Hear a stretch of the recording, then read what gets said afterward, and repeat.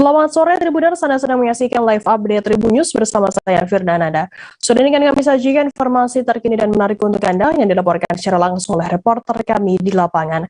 Dan inilah live update selengkapnya.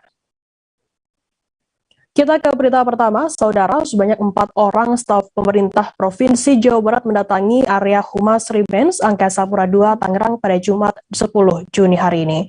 3 dari 4 orang utusan Pemprov Jabar tersebut terlihat mengenakan pakaian batik dan seorang lainnya memakai seragam berwarna coklat.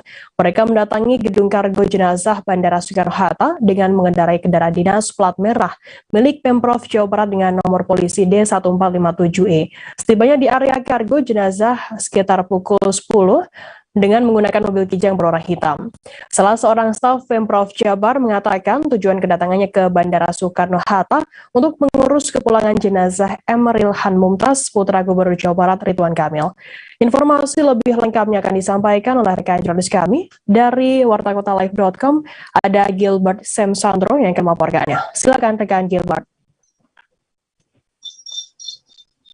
Ya, Firda. Putra dari Gubernur Jawa Barat, Ridwan Putra dari Ridwan Kamil, hari ini mendapat kesaksian pihak polisi di Swiss yang mengabarkan bahwa jenazah dari putra sulung Gubernur Jawa Barat tersebut ditemukan pada Rabu 8 Juni 2022 pagi waktu setempat kemarin. Tersebut dipastikan setelah dikonfirmasi kepada dokter sendiri dan juga istrinya Ataulia Pranartya. Dan direncanakan setelah penemuan jasad dari anak dari Ridwan Kamil tersebut, Ridwan Kamil rombongan, Ridwan Kamil dan keluarga akan membawa jenazah putranya Emeril Han Mumtaz pada rencananya berangkat Sabtu besok dan tiba pukul hari Minggu 12 Juni 2022. Namun demikian, belum diketahui kapan pastinya tiba pesawat dan dari rombongan tersebut. Hal disampaikan oleh salah seorang staf dari pemerintah Provinsi Jawa Barat yang tadi pagi sempat terlihat mendatangi gedung kargo jenazah Bandara Soekarno-Hatta Tangerang, yang mana memang para penumpang yang bawa keluarganya ataupun membawa jenazah keluarganya dari luar kota masuk ke wilayah Bandara Soekarno-Hatta ini harus melalui kargo jenazah ini. Dan terlihat mobil dinas dari pemerintah tersebut bernomor polisi D1457E tiba di kargo jenazah pada kita sekira pukul 10.45 waktu Indonesia Barat dengan menggunakan mobil yang berwarna hitam.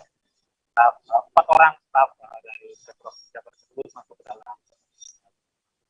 Dan salah seorang dari Pemprov Jabar tersebut setelah keluar dari gedung Kementerian ini mengatakan tujuannya untuk mengurus keperluan putra dari Ridwan Kamil sendiri yang kemarin ditemukan dan diperkirakan akan tiba pada Minggu 12 Juni 2022 lusa.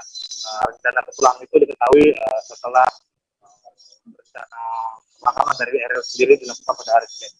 Namun demikian, saat seorang staf tersebut mengaku belum mengetahui agenda penerbangan pesawat secara pasti dari Ridwan Kamil sendiri.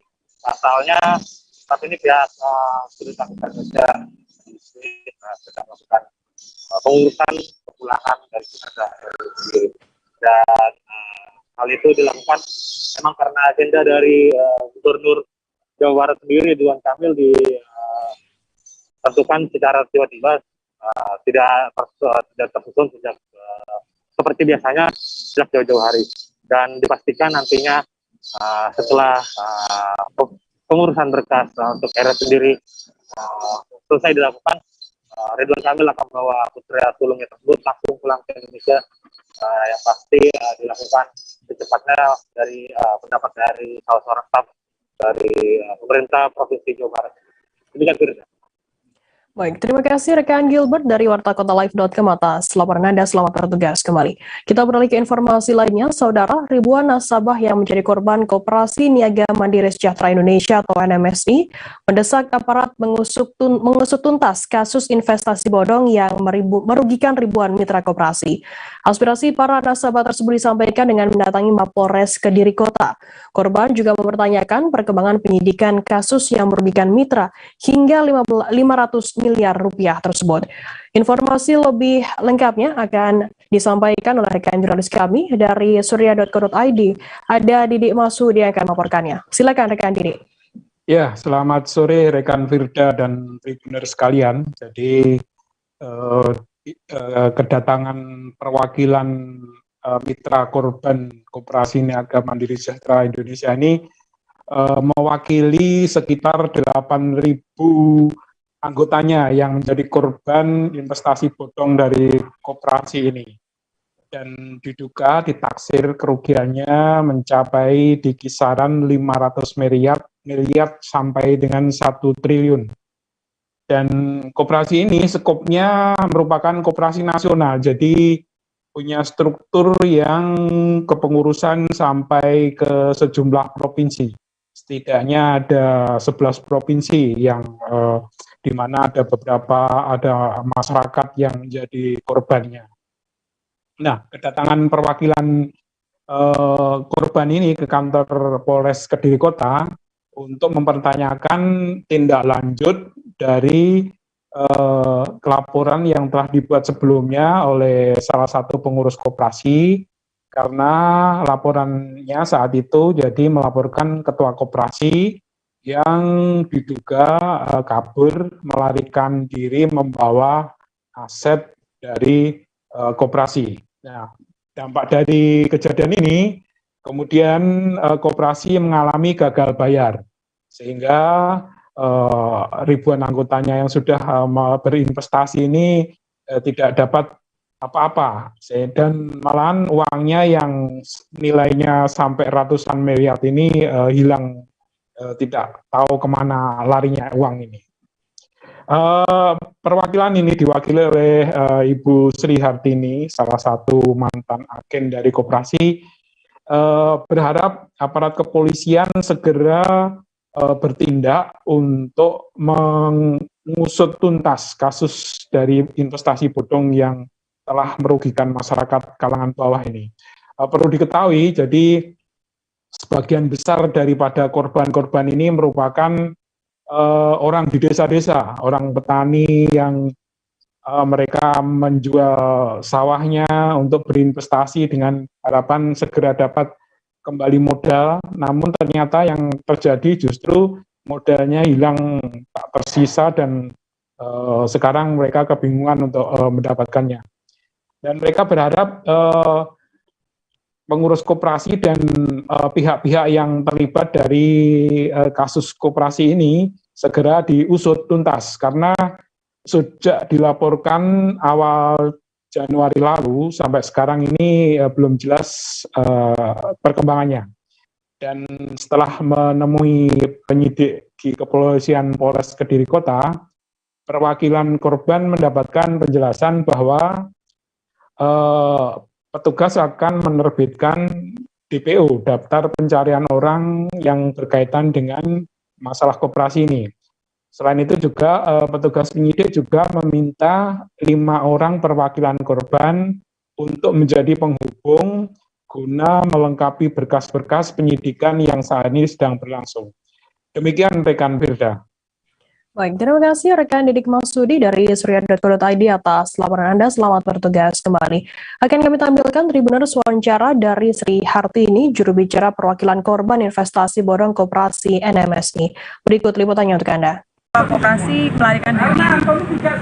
Kami semua korban sudah melaporkan kepada Polres masing-masing, bahkan ada yang sudah lapor ke Polda. Tetapi hingga sampai saat ini belum ada kejelasan gitu.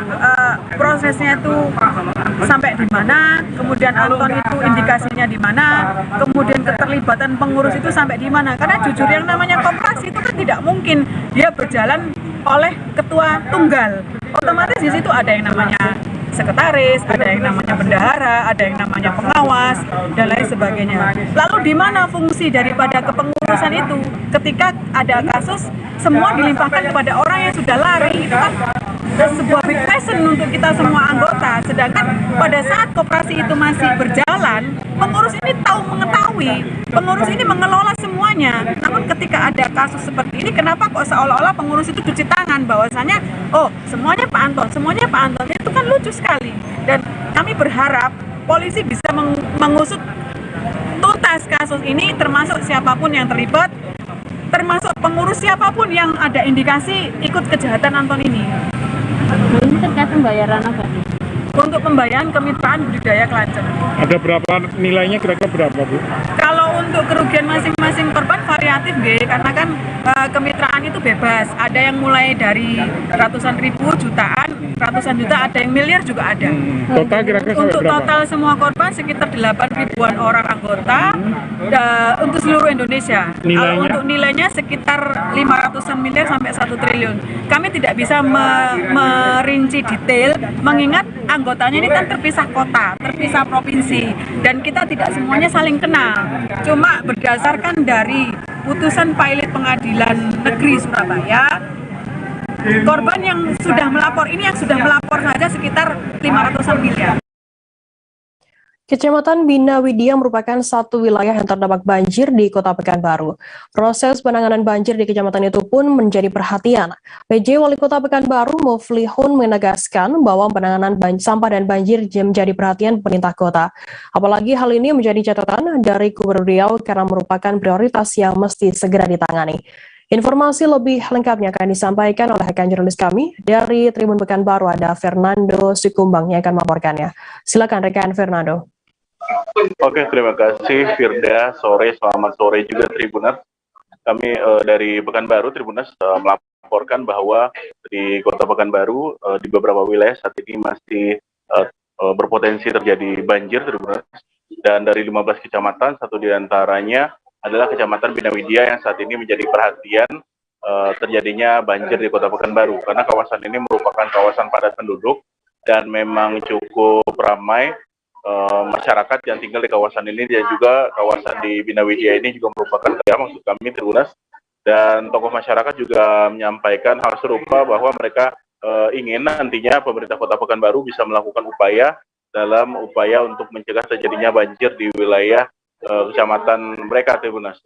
Dan pihak pemerintah kota sendiri saat ini menyadari bahwa memang seluruh penanganan banjir memang belum dilakukan secara menyeluruh Tribuners, karena memang dengan kondisi yang terbatas di pertengahan tahun ini Tribuners, namun PJ Wali Kota tetap berkomitmen Tribuners dalam upaya mencegah banjir, apalagi memang sudah ada arahan dari Gubernur Riau bahwa permasalahan banjir dan juga sampah menjadi prioritas bagi PJ Wali Kota Pekanbaru untuk dituntaskan dalam selama menjabat sebagai PJ Wali Kota Tribuners.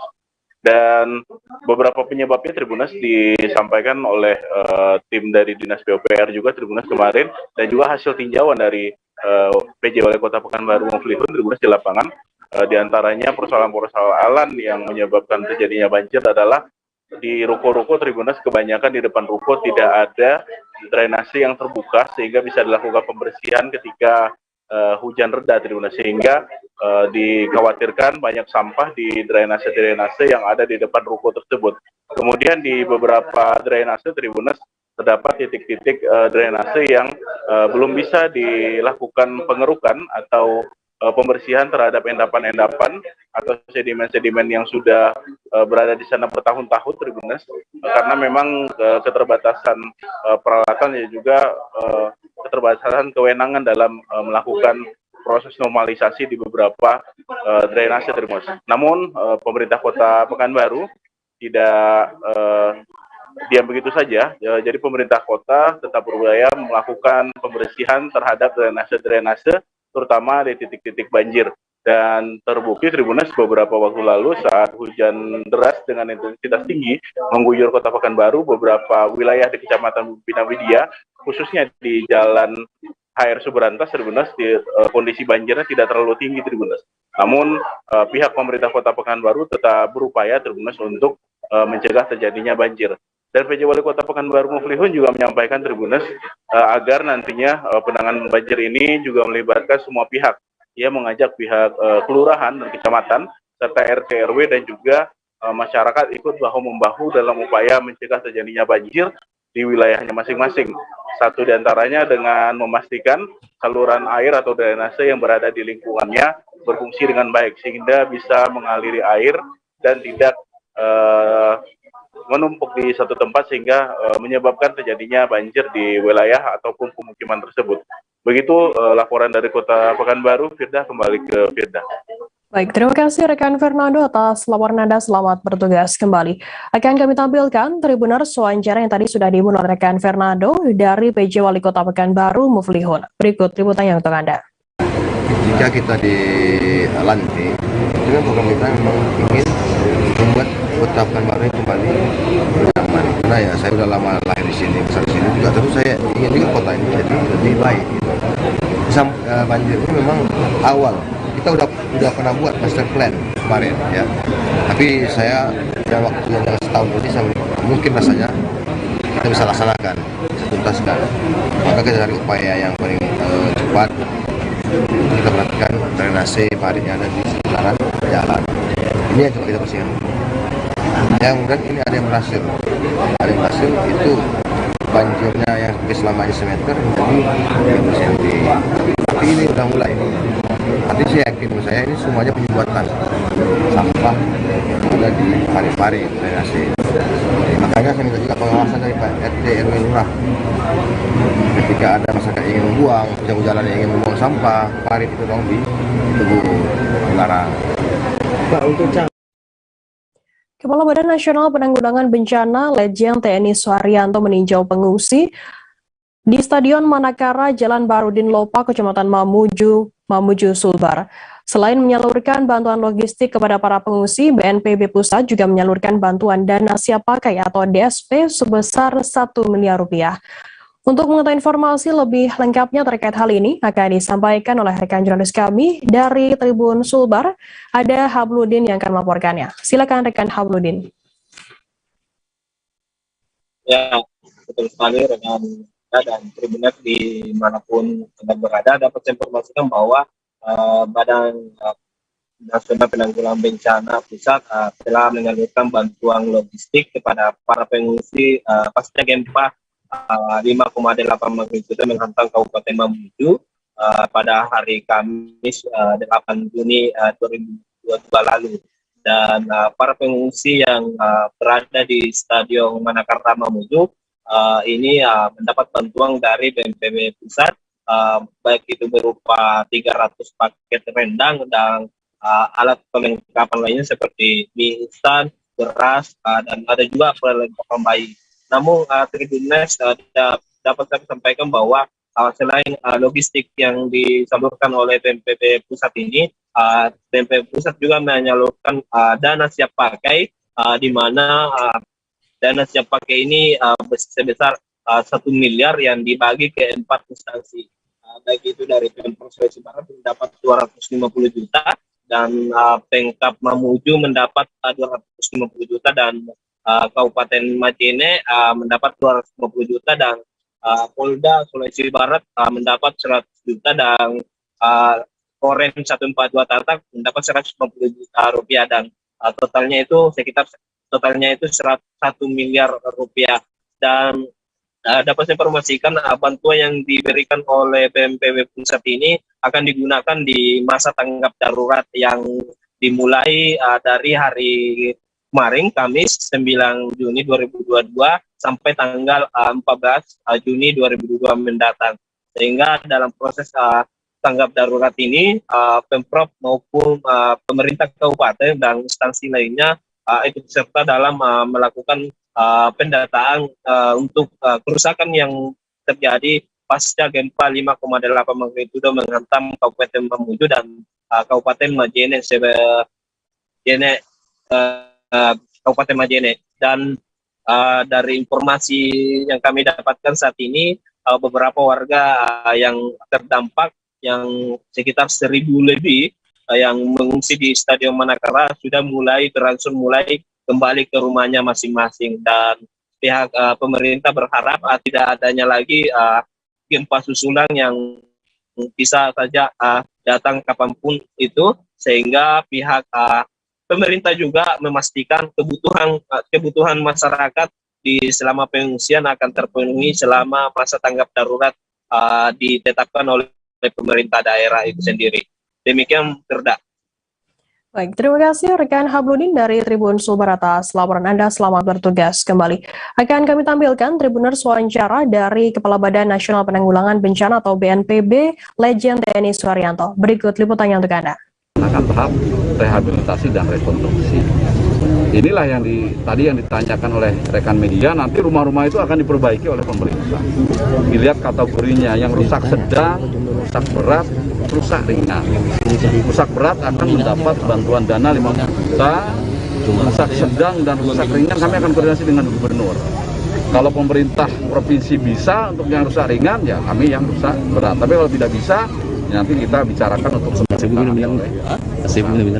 Untuk korban gempa yang tahun lalu yang belum dapat bantuan ini sampai sekarang bagaimana? Untuk korban gempa yang tahun lalu tidak benar kalau belum dapat bantuan. Semuanya sudah dapat. Rumah yang rusak itu sudah ada 3 tahap. Yang sudah keluar anggarannya ada 9.000 rumah. Yang dalam proses ada 16.000. Ini masih proses verifikasi antara pemerintah Kabupaten Mamuju khususnya dengan BNPB, dan nanti belum selesai verifikasi ada lagi gempa yang ketiga nanti akan digabung.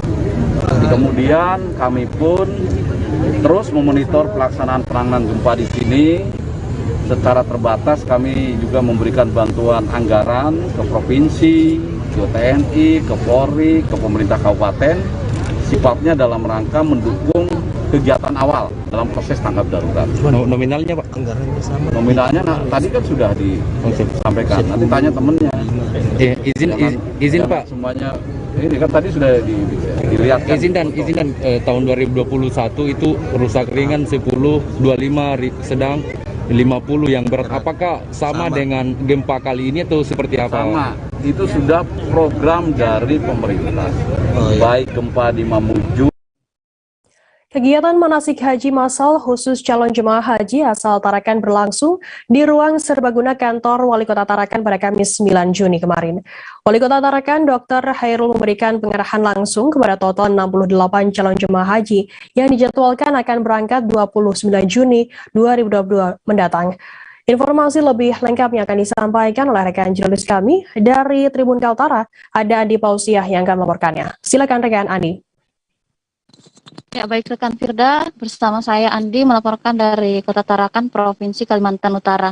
Ya benar rekan Firda, kegiatan manasik haji massal khusus calon jemaah haji asal Tarakan berlangsung di Gedung Serbaguna Pemkot Tarakan pada Kamis 9 Juni 2022 kemarin pagi. Dalam hal ini Wali Kota Tarakan Dr. Hairul M. memberikan pengarahan langsung kepada total 68 calon jemaah haji yang dijadwalkan akan berangkat pada 29 Juni mendatang. Adapun kegiatan ini dilaksanakan oleh Panitia Penyelenggara Ibadah Haji atau PPIH di Kota Tarakan. Ia berpesan agar kepada seluruh calon jemaah haji yang akan berangkat nanti harus mempersiapkan fisiknya sejak dari saat ini dan juga menjaga kondisi kesehatannya agar pergi sampai ke Jeddah dengan selamat dan pulang kembali ke tanah air dengan selamat. Adapun ditemui usai memberikan pengarahan kepada 68 calon jemaah haji asal Tarakan ini, dikatakan Khairul sendiri memang untuk kuota yang dijatahkan untuk Tarakan tahun ini berkurang. Ini disebabkan karena adanya pengurangan yang dilakukan oleh pemerintah Arab Saudi, di mana tahun-tahun sebelumnya berjumlah sekitar 3 juta dan tahun ini untuk pertama kali uji coba dibuka 1 juta, dan ini tentu berdampak pada jatah yang diberikan kepada pemerintah Indonesia, lebih terkhusus kepada Kaltara dan Kota Tarakan. Jika biasanya Tarakan mendapatkan kuota sekitar 150-an jemaah, tahun ini hanya mendapat sekitar 68 jemaah. Sehingga juga berdampak pula terhadap adanya pembatalan terhadap beberapa jemaah yang berusia di atas 65 tahun. Adapun dia juga berpesan kepada calon jemaah agar menjaga nama baik, di mana mereka membawa nama baik Indonesia dan menjadi duta bangsa, sehingga segala perilaku yang ada di sana bisa mencerminkan bangsa Indonesia sendiri. Kemudian dikatakan Bapak Muhammad Aslam, Kasih Penyelenggaraan Haji dan Umroh Kemenak Tarakan, untuk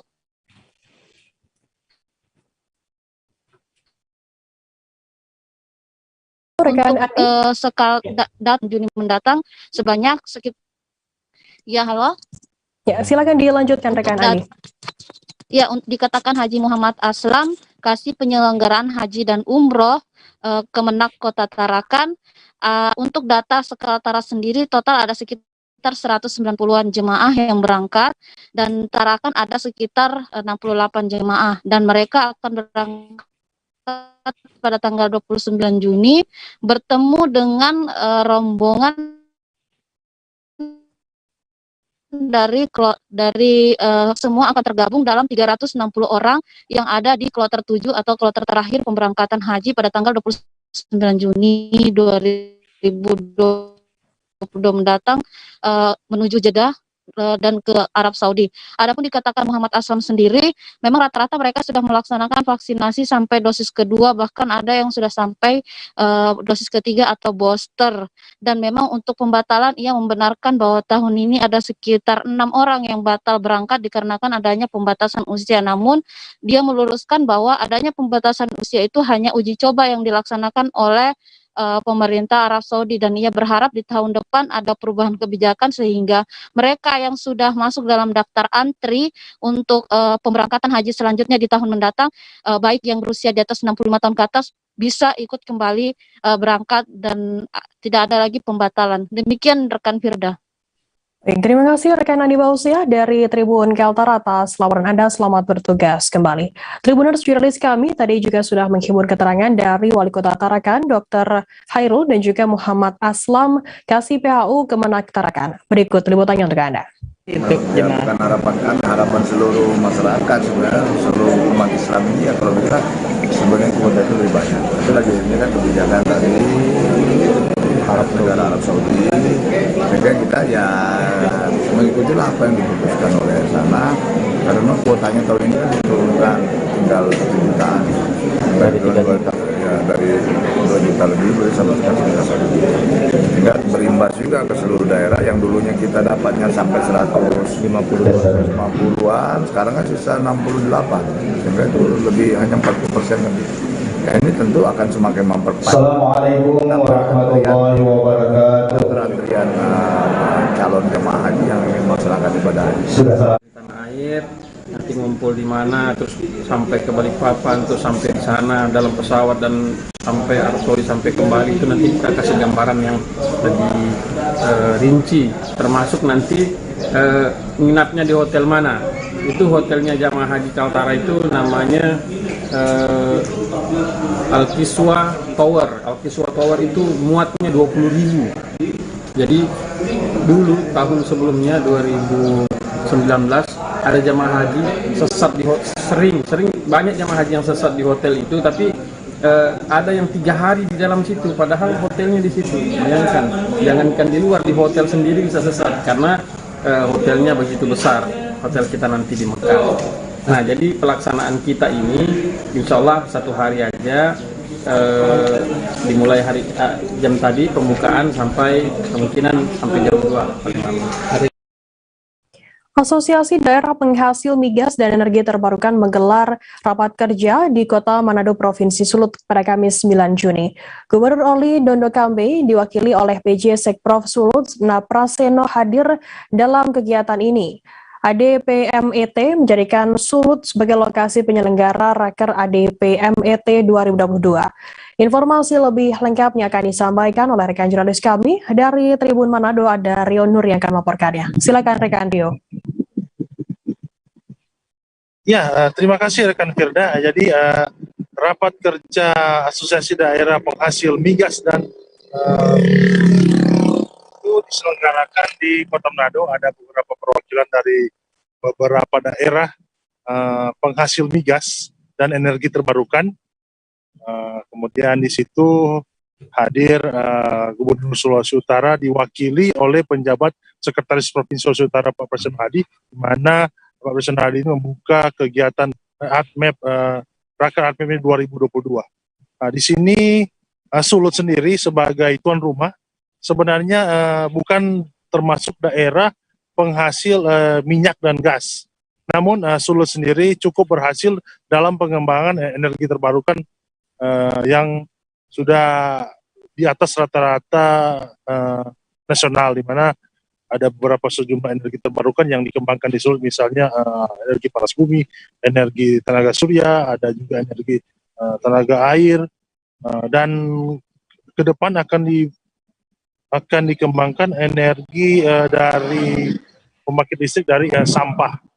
Salah satu isu yang ada di ADMEP ini adalah soal dana bagi hasil ke daerah, di mana ada beberapa daerah mengeluh walaupun Pertamina khususnya yang mengelola minyak untuk menghasilkan minyak dan gas itu, namun daerah ternyata ada daerah yang 2 tahun belakangan ini tidak menerima bagi hasil. Misal ada perwakilan dari Sumatera Selatan yang menyampaikan bahwa sudah sejak tahun 2020 hingga 2021 sebagai daerah penghasil minyak, tapi tidak menerima bagi hasil dari pemerintah pusat.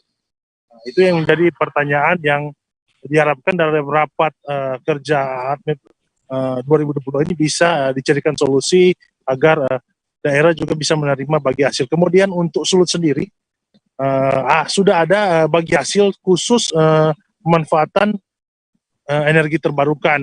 Cuma menurut yang disampaikan oleh Sekretaris Provinsi Presiden Hadi, bahwa ada payung hukum yang belum memayungi soal bagi hasil yang lebih detail tentang energi penghasil energi Sulut sebagai daerah penghasil energi terbarukan. Ke depan kiranya lewat momen rapat kerja ADMEP ini bisa menghasilkan regulasi-regulasi yang bisa menunjang keuangan daerah lewat bagi hasil. Demikian rekan Firda. Baik, terima kasih rekan jurnalis dari Tribun Manado, Riotas, laporan Anda. Selamat bertugas kembali.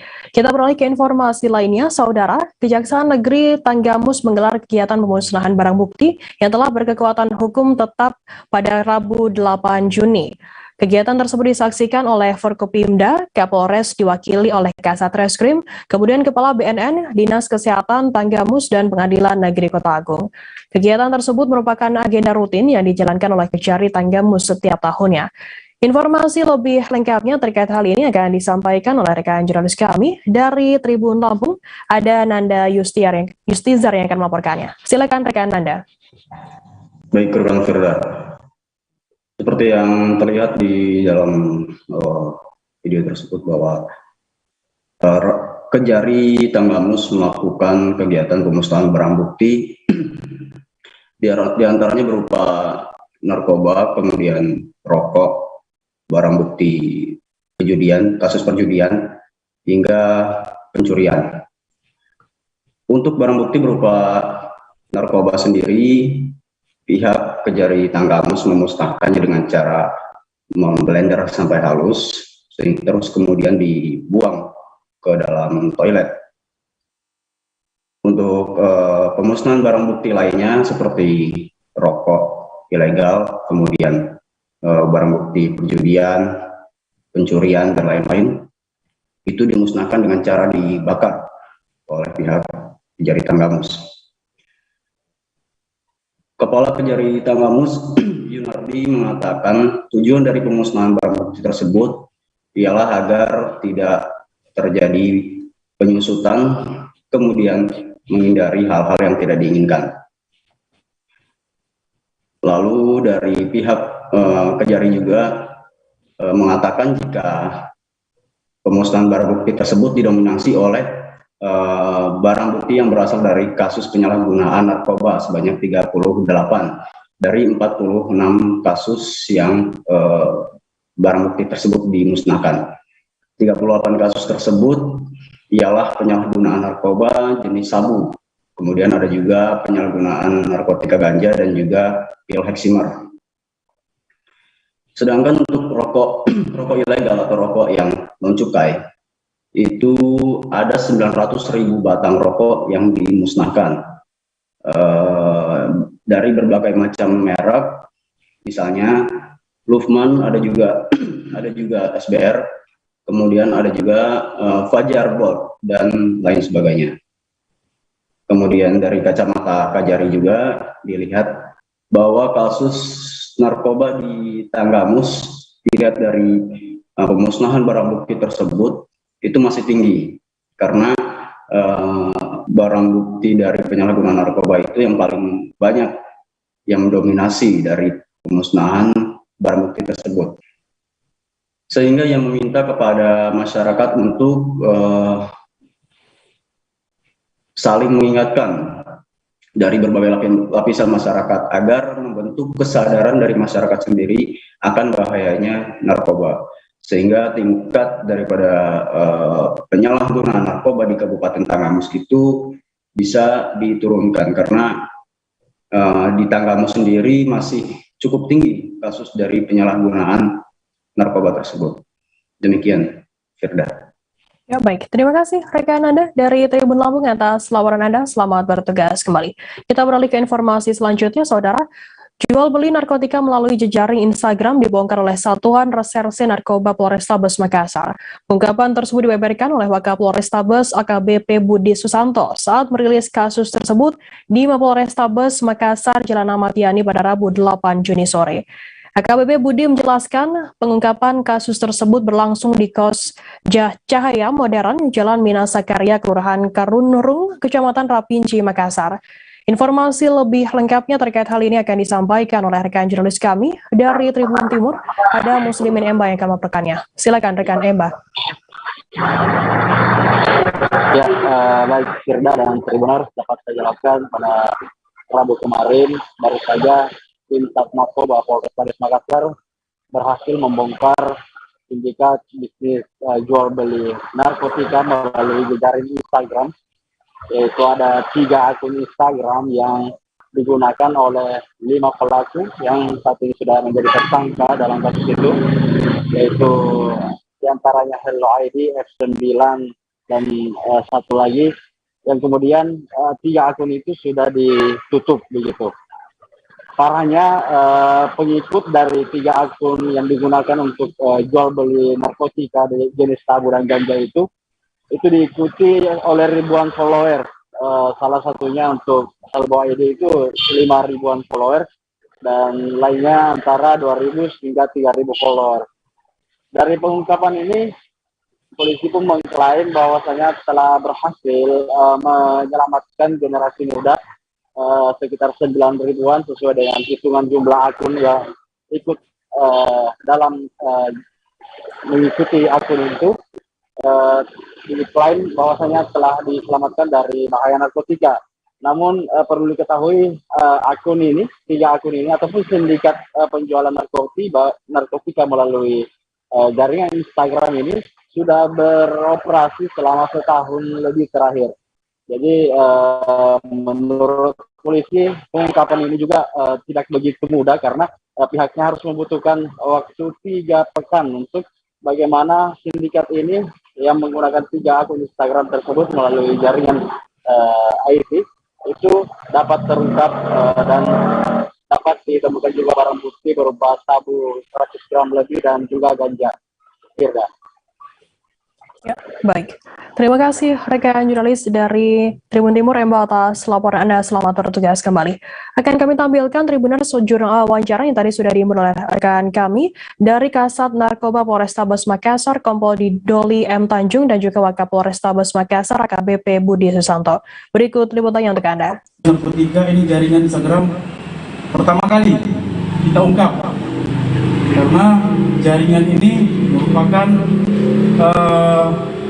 salah satu kegiatan yang dilakukan oleh pemuda atau milenial yang rata-rata umurnya 17 sampai 25 tahun yang memakai sifatnya IT. Oleh karena itu jaringan Instagram ini banyak yang beredar di Makassar, tapi alhamdulillah pada saat ini kurang lebih 3 minggu kita kegiatan akhirnya terungkap secara keseluruhan.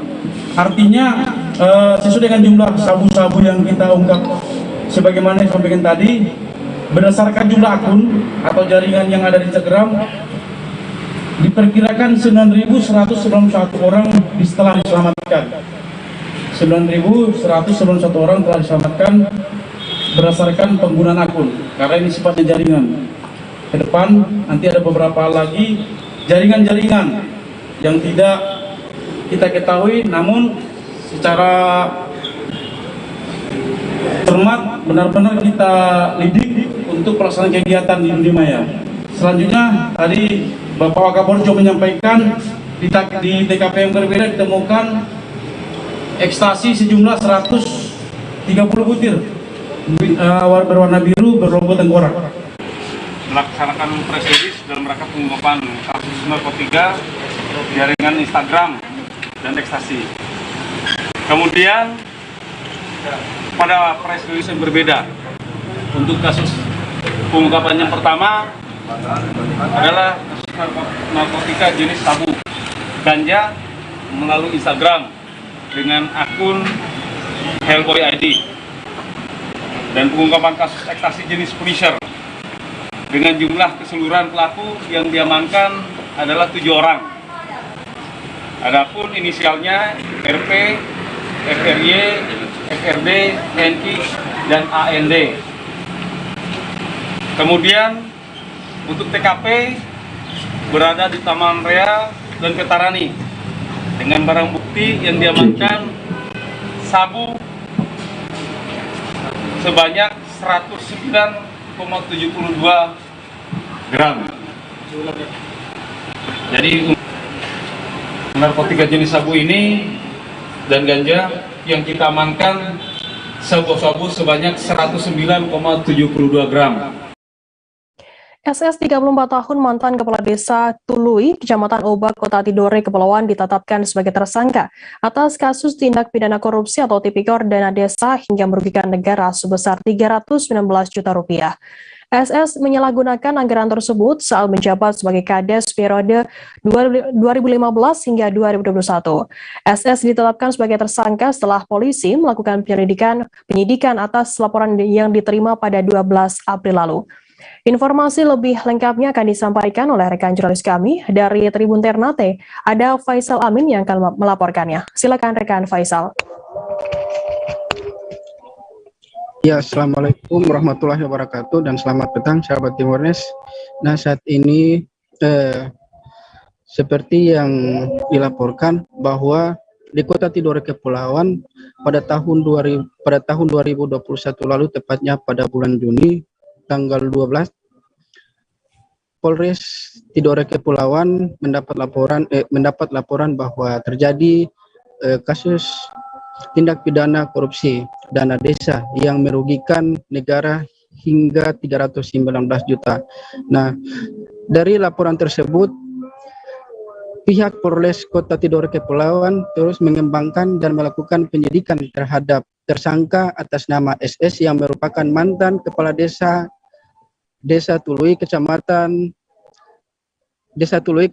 Oba, Kota Tidore Kepulauan. Nah, dari penyidikannya ini yang dilakukan oleh pihak kepolisian Polres Tidore telah mengumpulkan sejumlah barang bukti dan juga telah memeriksa sejumlah saksi dan telah menetapkan tersangka SS yang berusia 34 tahun sebagai tersangka. Nah, tersangka SS ini ditetapkan sebagai tersangka sebab telah menyalahgunakan anggaran dana desa yang merugikan kurang lebih 319 juta yang bersumber dari dana desa, karena pada saat pencairan dana desa dana desa tahun 2019 tidak disalurkan kepada desa, sehingga kemudian mantan kepala desa tersebut dilaporkan kepada pihak polisi dan kemudian pihak polisi mengembangkan kasus tersebut. Nah, setelah melakukan penyidikan dan mengumpulkan barang bukti serta memeriksa saksi, tersangka atas berinisial SS ini disangkakan dengan pasal 2 ayat 1 subpasal 3 lebih sub pasal 8 Undang-Undang 31 tahun 1999 junto Undang-Undang nomor 21 tahun 2001 tentang pemberantasan korupsi dengan sanksi atau hukuman maksimal 20 tahun penjara. Nah, sahabat Tribuners, saat ini polisi dari Polres Tidore Kepulauan telah menyerahkan tersangka kepada pihak Kejaksaan Negeri Kota Tidore Kepulauan untuk melanjutkan proses persidangan, dan berkas yang telah dilimpahkan dari polisi ke pihak Kejaksaan Negeri Tidore sudah dinyatakan lengkap dan sudah diterima, dan pada tanggal 10 Juni tepat Jumat tadi telah diserahkan tersangka kepada pihak Kejaksaan Negeri. Demikian, Firda. Ya baik, terima kasih rekan jurnalis dari Tribun Ternate atas laporan Anda. Selamat bertugas kembali. Tribuners, akan kami tampilkan wawancara yang tadi sudah dihimpun oleh rekan Faisal dari Tribun Ternate, yakni dari Kasat Reskrim Polres Kota Tidore Kepulauan, itu Reda Asrian. Berikut liputannya untuk Anda. Duduk di kelas 6 SD. Jadi perbuatan ini terjadi sejak tahun sekitar 2019 sampai dengan sekarang. Jadi sejak korban ini duduk di bangku kelas 4, sekitar kelas 4 SD. Jadi dari 2019 sampai sekarang ini terakhir kali terjadi pada hari Minggu tanggal 5 Juni kemarin 2022. Jadi perbuatan yang dilakukan ini korban dengan cara melakukan ancaman kekerasan dan membujuk dan juga sempat melakukan serangkaian kebohongan. Jadi untuk itu terhadap perkara ini dugaan pasal yang kita sangkakan adalah pasal 82 ayat 2, saya ulangi 82 ayat 2, junto pasal 76E Undang-Undang RI nomor 35 tahun 2014 tentang perubahan atas Undang-Undang RI nomor 23 tahun 2002 tentang perlindungan anak, sebagaimana telah diubah dengan Undang-Undang RI nomor 17 tahun 2016 tentang perubahan. Wakil Ketua 1 DPRD Kota Serang, Ratu Ria Mariana, memperkirakan ada ribuan tenaga honorer di Kota Serang. Mereka terancam dari pekerjaannya akibat imbas rencana pemerintah pusat menghapuskan tenaga honorer pada 2023. Menurutnya, Komisi 1 DPRD memiliki mitra 13 organisasi perangkat daerah atau OPD. Ratu Ria mengaku sedang memikirkan solusi agar para tenaga honorer tidak menganggur dan bisa tetap bekerja. Informasi lebih lengkapnya akan disampaikan oleh rekan jurnalis kami dari Tribun Banten, ada Milda Niati yang akan melaporkannya. Silakan rekan Milda. Ya, halo Tribuners dan rekan Ciba, terima kasih. Dapat dilaporkan bahwasanya memang pihak DPRD Kota Serang saat ini masih mencari solusi terkait dengan para tenaga honorer yang nantinya mereka akan dihapuskan pada tahun 2023. Sejauh ini Ratu Ria bersama dengan jajaran DPRD juga mengaku sudah memanggil masing-masing kepala OPD di pemerintahan Kota Serang untuk mendata berapa jumlah tenaga honorer yang ada di masing-masing OPD tersebut. Ratu Ria mengaku pihak DPRD akan berencana untuk memberikan solusi terkait nasib daripada tenaga honorer tersebut. Sementara itu, untuk penerimaan P3K di tahun 2022 ini, Ratu Ria mengaku bahwasanya pihaknya akan berusaha agar tenaga honorer yang mereka sudah bekerja lama di pemerintahan Kota Serang agar lolos dalam seleksi penerimaan P3K. Namun sejauh itu juga pihaknya mengaku tidak bisa melakukan intervensi terlalu dalam lantaran penerimaan seleksi P3K itu sendiri dilakukan secara terbuka. Begitu rekan Firda. Sejauh ini juga dia mengaku masih mencari alternatif lain untuk bagaimana para tenaga honorer tersebut mereka bisa tetap bekerja di pemerintahan Kota Serang karena memang tenaga mereka masih dibutuhkan oleh pemerintah Kota Serang. Begitu rekan Firda. Baik, terima kasih rekan Milda dari Tribun Banten atas laporan Anda. Selamat bertugas kembali.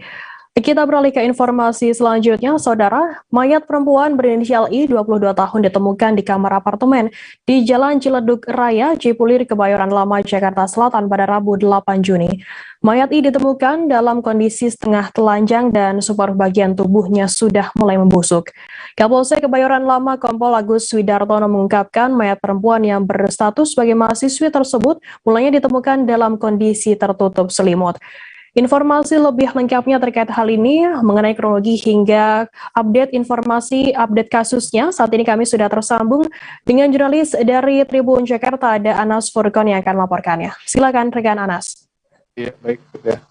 Kasus penemuan mayat perempuan berinisial I ini ditemukan di apartemen di kawasan Cipulir, Kebayoran Lama, Jakarta Selatan. Mayat ini ditemukan pada Rabu 8 Juni 2022 sekitar pukul 13.00. Mulanya petugas security dan customer service curiga adanya bau tidak sedap dari dalam kamar di lantai 2 di tower selatan di apartemen tersebut. Setelahnya petugas kemudian menghubungi pihak kepolisian yakni dari Polsek Kebayoran Lama untuk bersama-sama membuka pintu kamar apartemen tersebut. Setelah dibuka, terdapat sesosok mayat perempuan yang tertutup selimut di kamar di apartemen tersebut. Petugas kemudian membuka selimut tersebut dan mendapati mayat perempuan yang diketahui berinisial I dalam kondisi setengah telanjang. Berdasarkan foto yang diterima, mayat perempuan itu diketahui sudah membusuk dan diduga sudah meninggal dunia sejak 4 hari sebelum ditemukan. Setelahnya, polisi melakukan olah tempat kejadian perkara di kamar apartemen yang menjadi tempat penemuan mayat mahasiswi salah satu universitas tersebut. Ditemukan bong atau alat hisap sabu, kemudian plastik klip kecil yang diduga di dalamnya berisi sabu. Namun Kapolsek Kebayoran Lama Kompol Agus Widartono mengatakan bahwa pihaknya masih melakukan pemeriksaan di laboratorium terkait temuan plastik klip yang diduga berisi sabu tersebut. Terbaru CCTV di apartemen di kawasan Kebayoran Lama itu merekam seseorang misterius yang keluar dari tempat kejadian perkara. Dan polisi juga telah mengamankan seseorang yang terakhir kali keluar dari kamar apartemen tersebut. Diketahui bahwa orang tersebut merupakan seorang transpuan atau transgender. Namun hingga saat ini polisi masih memeriksa transpuan tersebut dan dia masih berstatus sebagai saksi atau belum ditetapkan sebagai tersangka. Polisi masih mengumpulkan bukti-bukti lainnya terkait kasus ini untuk mengungkap penyebab kematian dari mahasiswi berusia 22 tahun itu. Demikian, Firda. Ya, baik. Terima kasih rekan Anas dari Tribun Jakarta atas laporan Anda. Selamat bertugas kembali. Kita beralih ke informasi lainnya, Saudara. Muhammad Ihsan Haminti, 11 tahun, seorang siswa sekolah dasar negeri 023971 di Jalan Umar Baki, Kelurahan Payaroba, Kecamatan Binjai Barat, tewas setelah diduga dianiaya oleh teman sekelasnya. Korban meninggal dunia pada Selasa 24 Mei lalu. Sebelum meninggal, korban sempat mengaku kepada ibunya, Santi Citra Dewi, bahwa sedang dalam keadaan sakit, bukan dianiaya. Informasi lebih lengkapnya akan disampaikan oleh rekan jurnalis kami dari Tribun Medan, ada Satya yang akan melaporkannya. Silakan rekan Satya. Baik, Firda. Bisa saya laporkan kejadian ini bermula di bulan lalu, tepatnya di tanggal 24 Mei. Si Muhammad Ihsan meninggal dunia. Nah, dari penuturan kronologi, awal mulanya si Ihsan ini pulang dari sekolah mengalami sakit dan badan terasa tidak enak, lemas lah begitu. Namun si orang tua Santi tidak curiga bahwasannya anaknya ini kenapa gitu. Dia hanya curiga bahwasannya si Ihsan mengalami sakit.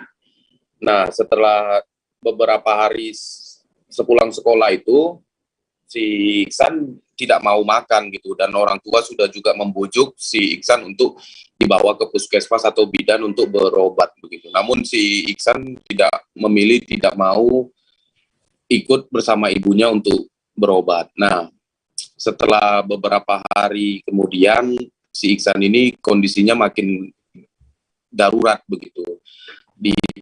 Dan dia sudah tidak lagi mau makan dan mulutnya sudah tidak lagi bisa terbuka begitu, dan tidak bisa berbicara. Dan kedua orang tuanya panik melihat kondisi Ihsan yang begitu kritis tanpa didasari penyakit yang kronis begitu. Nah, setelah si Ihsan meninggal, orang tua menemukan luka memar pada bagian dada dan punggung. Luka memarnya itu sudah kebiruan begitu, seperti luka lebam yang akibat kena pukulan benda tumpul atau apa. Nah, setelah penguburan, orang tua korban yang bernama Santi mendapatkan informasi dari teman sekelasnya bahwasannya Ihsan sempat dipukul atau dianiaya oleh 6 rekan dari teman sekolahnya.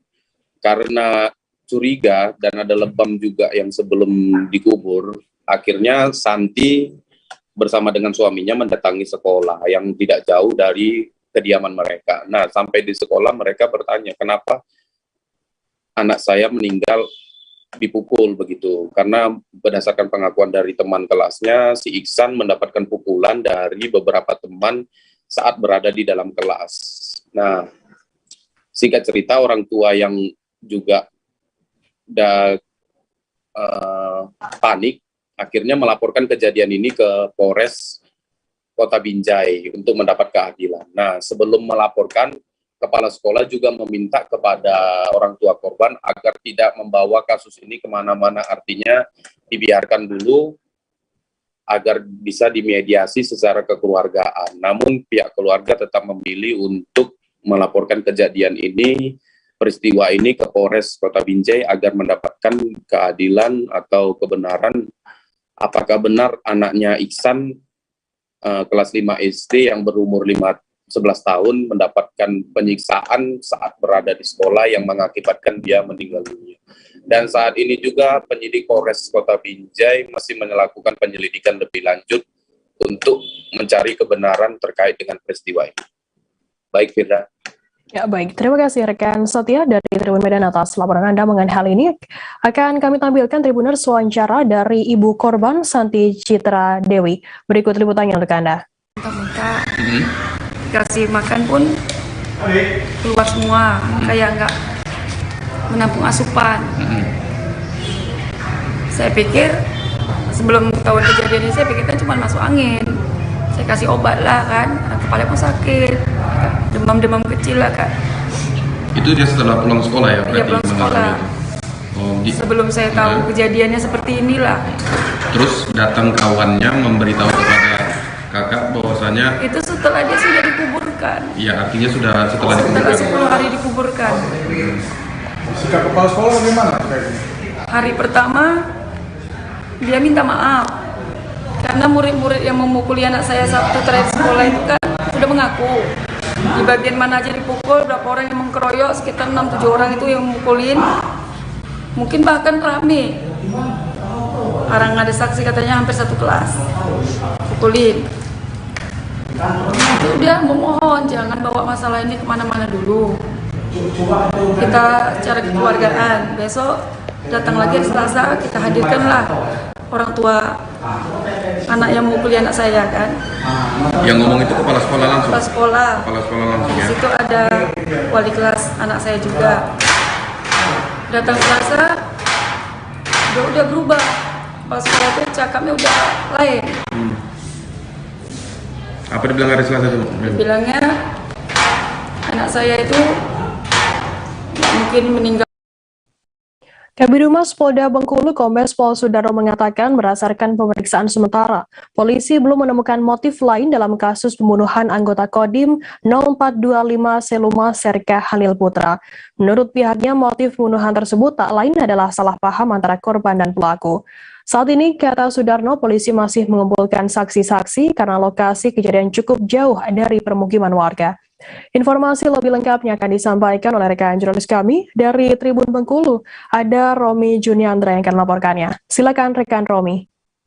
Ya, baik Firda dan juga Tribuners, pada hari Rabu 8 Juni 2002 kemarin, warga Seluma dihebohkan oleh penemuan mayat anggota Kodim 0425 Seluma yang bernama Serka Halil Putra. Penemuan ini berlokasi di sebuah kebun yang jaraknya cukup jauh dari pemukiman warga, dan kemudian pelaku atas nama dengan inisial SA kemudian menyerahkan diri ke Mapolres Seluma dan kemudian dibawa ke Polda Bengkulu. Dan hingga saat ini Tribuners, polisi masih menyelidiki saksi-saksi dan juga masih menanyakan motif dan juga latar belakang pelaku melaku sendiri, seperti yang diterangkan oleh Kabid Humas Polda Bengkulu Kombes Pol Sudarno, bahwa peristiwa ini diawali dengan adanya kesalahpahaman antara pelaku dengan korban, di mana pada saat itu karena dua kebun pelaku dan korban ini bersebelahan, dan pada Minggu korban itu pergi ke kebun dan pas pulang itu mendapati sepeda motornya banyak kempes, dan kemudian korban menuduh anak pelaku yang membuat kempes ban motor tersebut. Dari situ kemudian anak pelaku mengadukan hal itu kepada ayahnya sehingga terjadi cekcok antara korban dan pelaku. Pelaku sendiri sebenarnya pada Minggu itu sempat melaporkan peristiwa ini ke Mapolres Seluma, namun dari Polres Seluma diarahkan ke Kodim karena yang bersangkutan atau korban adalah anggota TNI. Dan pada Rabu kemudian korban kembali ke kebun dan saat itu juga terjadi konflik dan cekcok kembali sehingga berakhir dengan pergumulan perkelahian antara korban dan pelaku yang menyebabkan korban meninggal dunia. Korban sendiri sebenarnya saat ini telah dikebumikan di bumi kelahirannya, yakni di Kerinci, Kabupaten Jambi. Jenazah korban sempat dibawa ke rumah sakit terlebih dahulu dan kemudian diberangkatkan menuju Jambi pada Rabu malam dan dikebumikan pada Kamis pagi. Dan hingga saat ini polisi masih menyelidiki motif dari pelaku, dan pemeriksaan sementara memang tidak ada motif lain yang ditemukan oleh polisi karena memang saat ini saat kejadian tidak ada saksi yang menyaksikan peristiwa ini karena peristiwa ini terjadi di kebun yang berjarak 1 hingga 2 km dari pemukiman warga. Dari Bengkulu demikian, Firda kembali ke studio. Baik, terima kasih rekan jurnalis dari Tribun Bengkulu atas laporan Anda. Selamat bertugas kembali. Akan kami tampilkan Tribuners wawancara yang tadi sudah diimbun oleh rekan Romi dari Kabid Humas Polda Bengkulu Kombes Pol Sudarno. Berikut liputannya untuk Anda. Kronologisnya seperti apa, motif kejadiannya apa, dan sampai sekarang ada berapa orang yang diduga sebagai pelaku?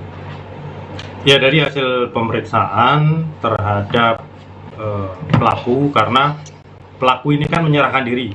Jadi dia habis melakukan tindak pidana itu, dia pergi ke Polres, dia menyerahkan diri. Nah, satu-satunya informasi yang didapat ke kepolisian adalah dari pelaku.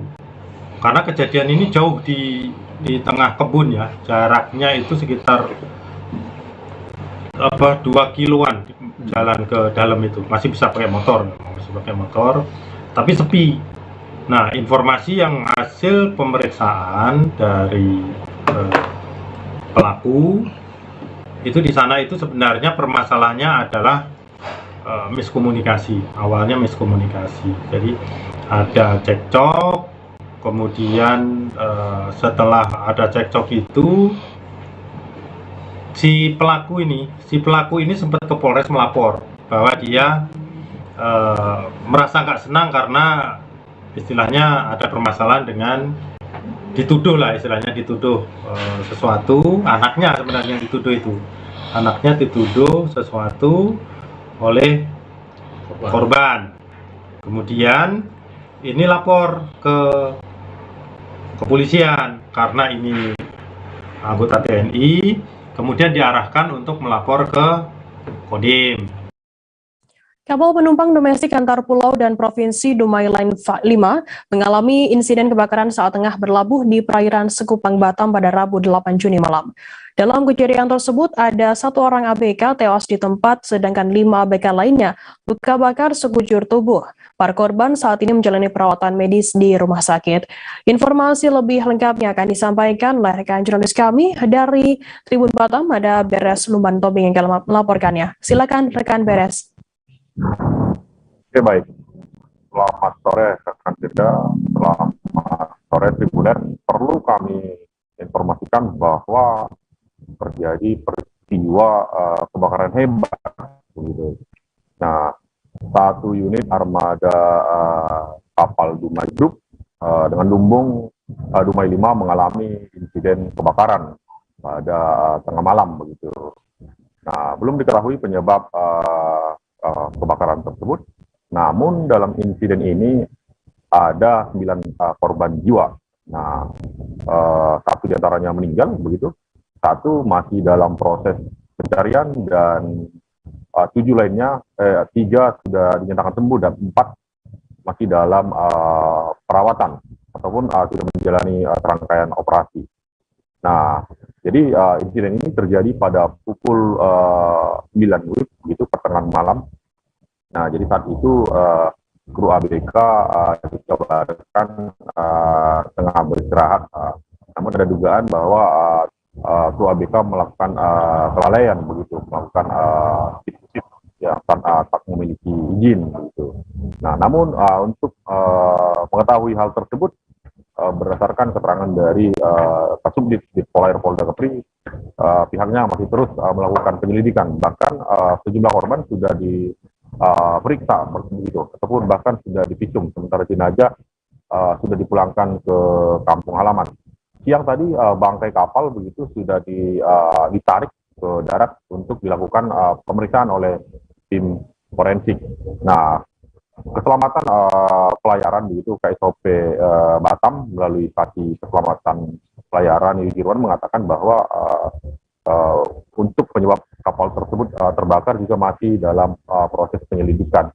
Namun saat ini pihaknya sudah memberikan tanda begitu ataupun tanda untuk kapal-kapal lainnya sudah agar tidak melintas dari lokasi titik terjadinya kebakaran lantaran diduga ataupun mengganggu keselamatan pelayaran.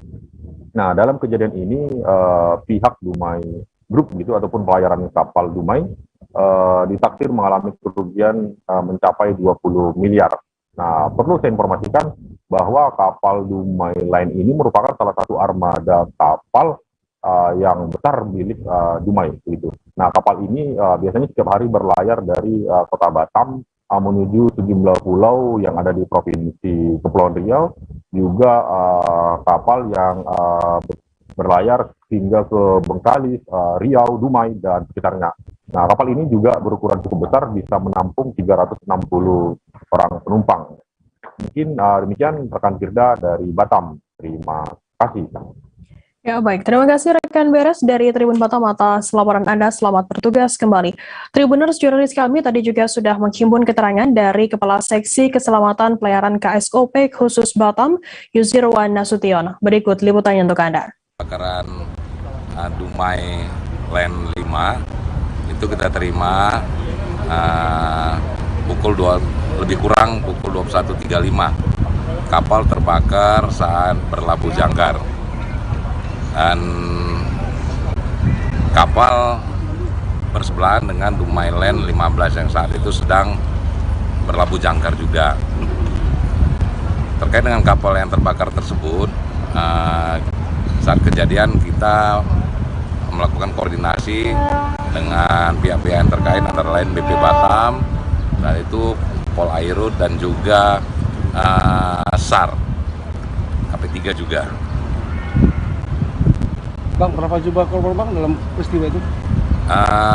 Untuk info sementara yang kita dapat, jumlah korban itu ada 9 orang, 1 orang meninggal, perwira mesin, 1 orang dinyatakan hilang. Sampai sekarang masih dalam pencarian tim KSOP khusus Batam bekerja sama dengan Basarnas dan juga Pol Airut Batam. Untuk korban yang luka-luka ada 6 orang. Ada 7 orang, maaf, ada 7 orang. Ada 7 orang korban luka-luka. Penyebab kebakaran? Penyebab sementara? Untuk penyebab kebakaran sendiri sampai sekarang masih kita investigasi, dikarenakan kru yang Sekelompok warga negeri Desa Latu Halat, Kecamatan Nusaniwe, Kota Ambon mengancam akan memalang jalan masuk negeri. Hal ini disampaikan oleh menyusul rencana pemerintah kota atau Pemkot Ambon melantik Audi Salhuteru sebagai raja definitif pada Jumat 10 Juni. Informasi lebih lengkapnya terkait hal ini akan disampaikan oleh rekan jurnalis kami dari Tribun Ambon.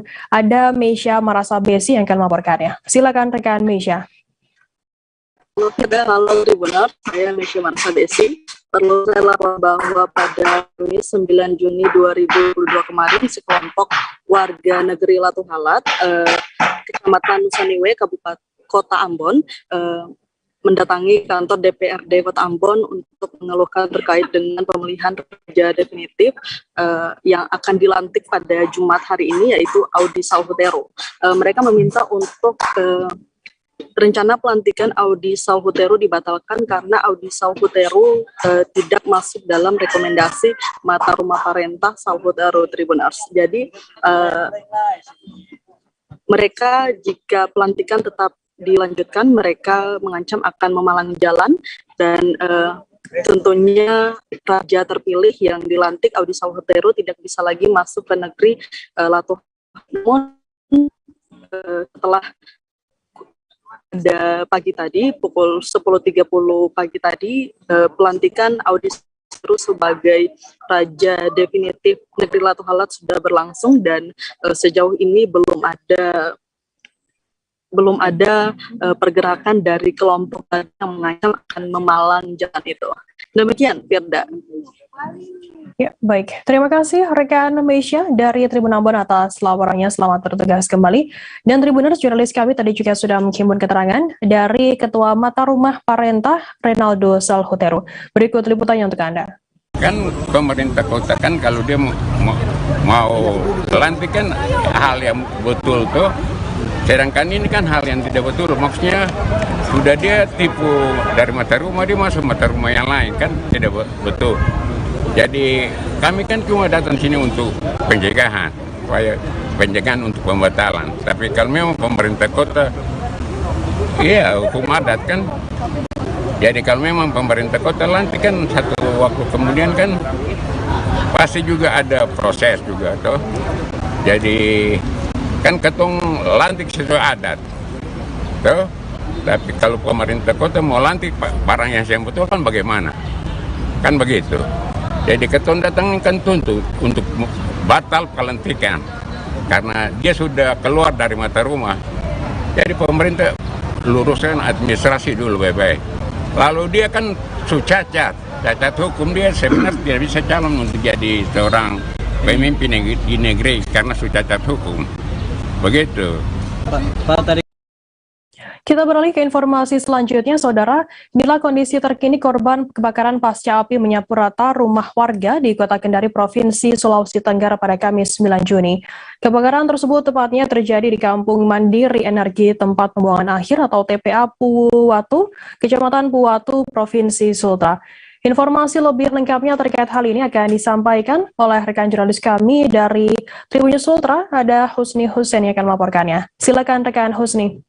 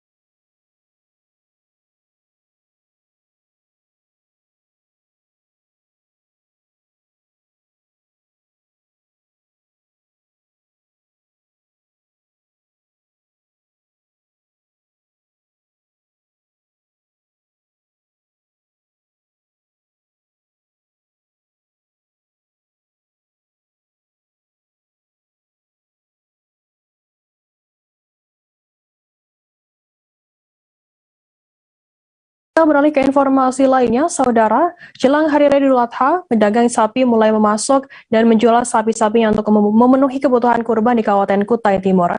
Salah satu pedagang sapi, Haji Habang, mengaku sudah mulai menurunkan sapi-sapinya dari kebun untuk kemudian ditawarkan kepada calon pembeli. Informasi lebih lengkapnya akan disampaikan oleh rekan jurnalis kami dari Tribun Kaltim. Ada Syifaul Mirfako yang akan melaporkannya. Silakan rekan Syifa. Baik, selamat sore rekan Firda dan Tribuners. Jelang Hari Raya Idul Adha, pedagang sapi mulai memasok dan menjual sapi-sapinya untuk memenuhi kebutuhan kurban di berbagai daerah termasuk Kabupaten Kutai Timur, Provinsi Kalimantan Timur. Tetapi pada tahun 2022 ini, penjual hewan kurban di Kabupaten Kutai Timur masih terpantau sepi. Terkait hal ini, Dinas Pertanian dan Peternakan atau Distana Kutai Timur telah memberikan keterangan bahwa ada hambatan dalam pendistribusian hewan kurban akibat wabah penyakit mulut dan kuku atau PMK yang belakangan ini merebak di beberapa daerah. Imbas daripada PMK ini juga terasa hingga ke Kabupaten Kutai Timur dan menyebabkan kenaikan harga hewan kurban. Namun di Kutim, Distana memastikan belum ada tanda-tanda hewan kurban baik yang lokal maupun impor yang diduga terjangkit PMK. Dengan adanya regulasi baru yang mengharuskan sapi impor menjalani karantina di daerah asal ini membuat pedagang di Kutim tertunda untuk menjajakan sapi-sapinya sehingga penjual sapi masih jarang ditemui sebulan jelang Hari Raya Kurban. Selain itu, ada kemungkinan meningkatnya harga hewan kurban akibat ketentuan pengawasan dari pemerintah untuk melakukan karantina terhadap sapi sebelum dikirimkan ke Kutai Timur.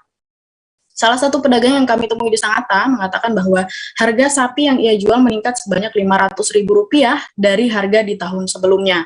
Dari 40 ekor sapi yang dijual untuk jenis sapi Bali, rentang harganya berkisar dari Rp18 juta hingga Rp25 juta per ekor, menyesuaikan bobot sapi itu sendiri. Nah, kenaikan harga ini juga didorong oleh faktor lain, yakni terbatasnya pasokan hewan kurban pasca PMK merebak. Berdasarkan data dari Distana Kutim, pada tahun 2020, Kutim memasok 1.700 ekor sapi untuk memenuhi kebutuhan Hari Raya Kurban. Kemudian di tahun berikutnya, 2021, Kutim membutuhkan sebanyak 1.200 ekor sapi. Sedangkan di tahun 2022 ini, sebulan jelang Hari Raya Idul Adha, Dinas mendata baru 700 ekor sapi yang tersedia untuk kebutuhan kurban. Dan keterbatasan pasokan ini tentunya berpengaruh dengan naiknya harga hewan kurban di Kutai Timur. Perlu diketahui juga, Firda, Kutai Timur merupakan daerah yang masih bergantung pada sapi-sapi impor, sebab belum memiliki peternak sapi lokal dengan skala kuantitas yang besar. Kemudian pemerintah juga menegaskan bahwa sapi-sapi impor yang ada di Kutai Timur tidak boleh didatangkan dari daerah rawan PMK. Tetapi sampai saat ini, di sana masih membuka peluang bagi pedagang yang ingin mengimpor untuk kebutuhan kurban di Kutai Timur. Demikian, rekan Firda. Baik, terima kasih rekan jurnalis dari Tribun Kaltim, Syifaul Mirfako atas laporan Anda. Selamat bertugas kembali. Kita beralih ke informasi lainnya, Saudara. Inilah kondisi terkini korban kebakaran pasca api menyapu rata rumah warga di Kota Kendari, Provinsi Sulawesi Tenggara pada Kamis 9 Juni. Kebakaran tersebut tepatnya terjadi di Kampung Mandiri Energi, tempat pembuangan akhir atau TPA Puatu, Kecamatan Puatu, Provinsi Sultra. Informasi lebih lengkapnya akan disampaikan oleh rekan jurnalis kami dari Tribun Sultra.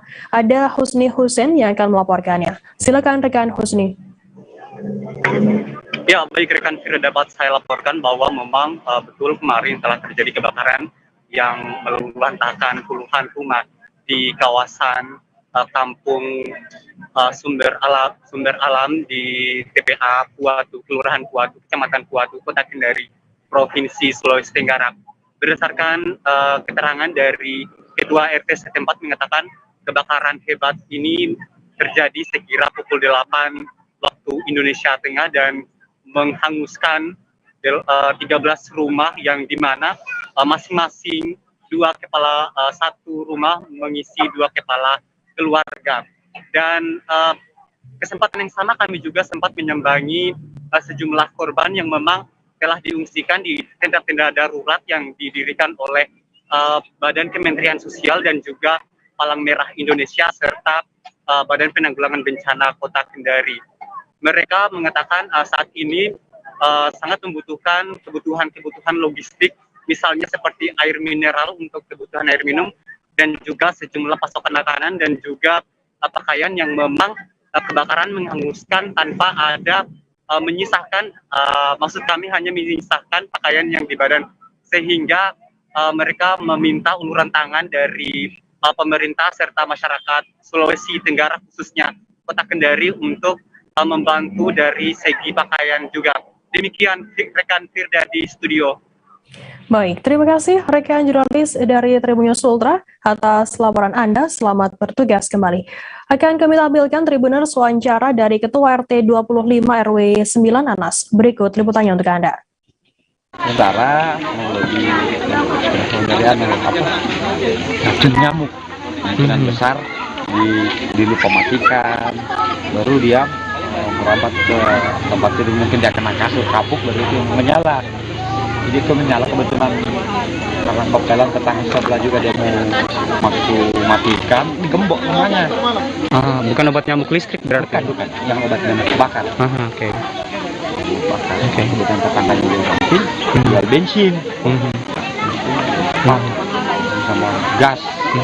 Saat ini berapa kepala keluarga dan berapa rumah Pak RT yang menjadi korban? 13 kopel. 13 kopel. Satu kopel kan 2 kakak. Oke. 14 kah? 14 sekarang. Oke. Kan 28 kakak. Iya, Po. Terakhir itu 28. Iya, 13 kopel. 28. 13 kopel. Masing-masing satu kopel 2 kakak. Oke, Pak RT, terakhir mungkin apa yang lagi dibutuhkan sementara saat ini darurat oleh korban kebakaran? Dibutuhkan pakaian. Tandem air minum. Oke. Tiga makanan itu sendiri. Habis ini tinggal mereka keluar pakaian di badan. Oke. Kita beralih ke informasi selanjutnya, Saudara. Kapolres Tangerang Selatan AKBP Sarli Solu geram terhadap PT Warna Prima Kimia Tama. Bukan tanpa alasan, perusahaan tiner yang mempunyai gudang di Kecamatan Curug, Kabupaten Tangerang itu terbakar setiap tahunnya. Pada tahun 2021, pabrik tiner tersebut sempat kebakaran hebat sampai meludeskan bangunan. Kemudian pada Kamis 9 Juni kemarin, pabrik yang kembali terbakar hebat sampai tidak menyisakan bentuk bangunan. Informasi lebih lengkapnya akan disampaikan oleh rekan jurnalis kami dari Tribun Jakarta, ada Ega Alfreda yang akan melaporkannya. Silakan rekan Ega.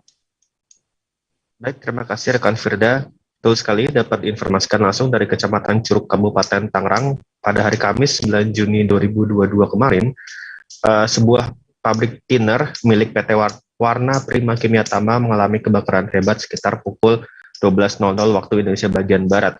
Dari laporan BPBD Kabupaten Tangerang, kebakaran tersebut cepat sekali menyambarnya dari satu titik percikan pertama sampai ke percikan berikutnya dan sampai menghanguskan seluruh gedung itu dalam waktu yang hanya sekitar 30 menit hingga gedung terbakar habis dan tidak menyisakan satu bentuk apapun di dalam gedung tersebut. Nah, dari laporan yang diterima oleh tribunjakarta.com di lokasi, bahwa kebakaran tersebut terjadi saat sebuah mobil truk yang mengangkut bahan baku tiner yang memang diproduksi di gudang tersebut, akinya mengalami kerusakan, kemudian aki tersebut diperbaiki oleh pegawai sekitar, kemudian aki tersebut jatuh saat lagi diperbaiki dan mengakibatkan percikan api pertama yang lalu menyambar secara cepat di gudang tersebut, karena memang di gudang tersebut banyak sekali bahan yang mudah sekali terbakar, sehingga api yang awalnya sangat kecil kemudian dengan secara cepat menyambar ke beberapa gedung lainnya dan mengakibatkan si jago merah secara cepat menghabiskan dan menghanguskan gedung tersebut.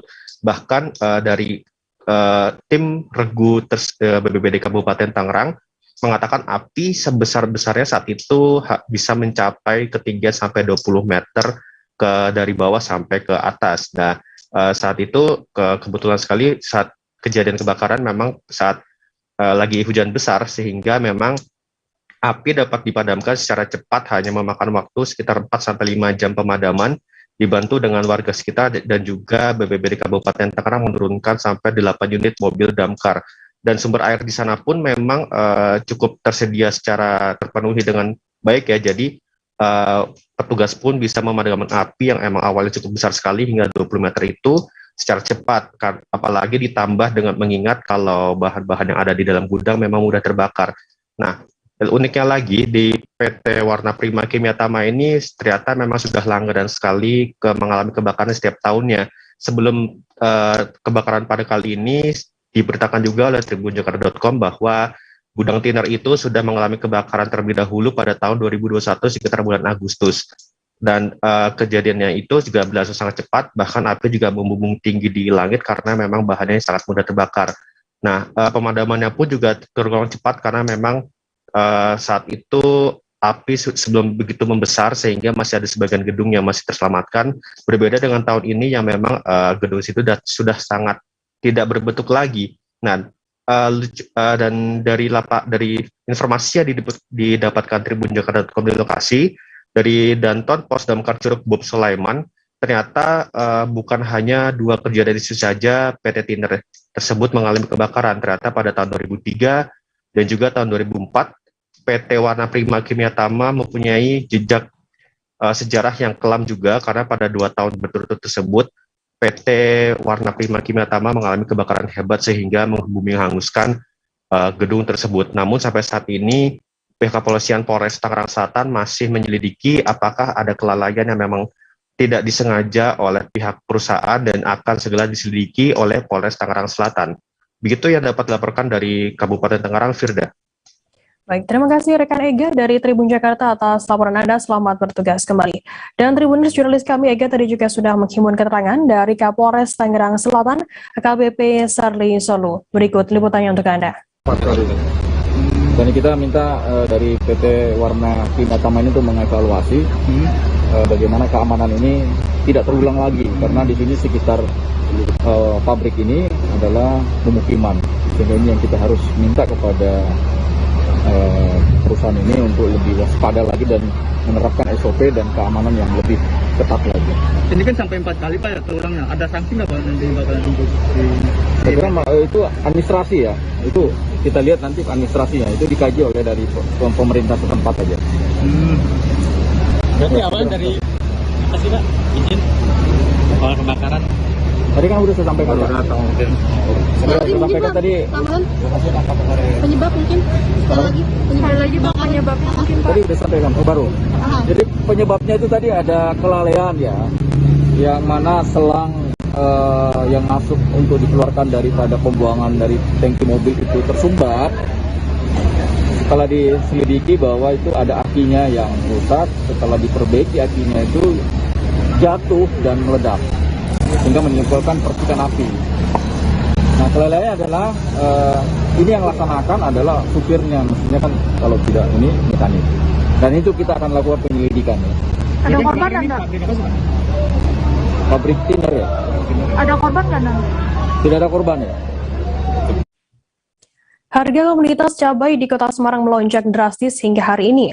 Menurut pedagang, kenaikan mencapai Rp20.000, menempatkan harga cabai tembus di angka Rp100.000 per kilogramnya untuk jenis cabai rawit merah.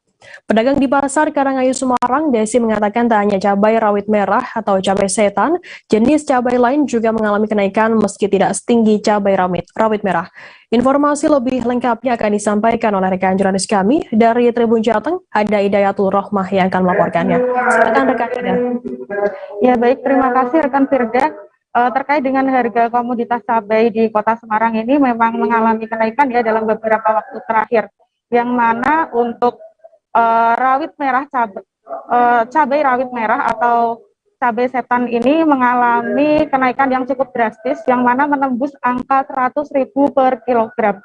Nah, untuk harga itu terjadi sejak tanggal 7 hingga kemarin tanggal 9. Untuk hari ini tanggal 10, setelah kami melakukan pantauan lebih lanjut ke Pasar Karangayu Semarang, untuk harga sedikit mengalami penurunan ya, karena dari pedagang juga menurunkan harga karena sepinya pembeli, yang mana untuk harga hari ini di angka Rp90.000 per kilogram. Nah, sementara untuk jenis cabai lainnya hari ini masih stagnan meskipun harga cukup tinggi, yaitu keriting merah dan juga hijau ceplus masing-masing masih berada pada Rp70.000 per kilogram.